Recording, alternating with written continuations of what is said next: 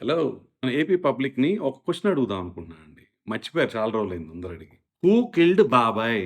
మరిప్పుడు చెప్పండి. ఇప్పుడు మీదేగా కోయలిషన్ గవర్నమెంటు. మరిప్పుడు మీకు పవర్స్ ఉన్నాయిగా. మరిప్పుడు మీరు ఇన్వెస్టిగేట్ చేస్తున్నారుగా. చేయండి మరి. సో, ఇప్పుడు మన కోయలిషన్ గవర్నమెంటు వాట్ పీకింగు.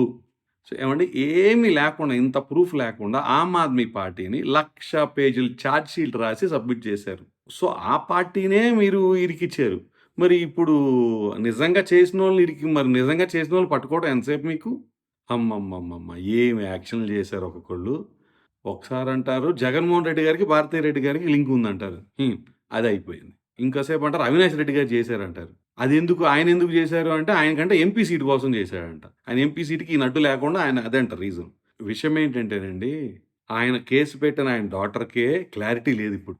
ఆవిడకేం కావాలో ఆవిడకే తెలవట్లేదిప్పుడు అని నేననుకుంటున్నాను. ఇది ఎలా ఉందంటే, ఆయన చంపినాయన్ని వదిలేసి ఏదో ఒక పార్టీని ఇరికియాలి దీంట్లోకి ముందు. అది అవినాష్ రెడ్డి అవ్వనివ్వండి, ఏదో ఒకటి వైఎస్ఆర్‌పీ తరపున ఎవడో ఒకడిని ఇరికియాలన్నట్టుంది.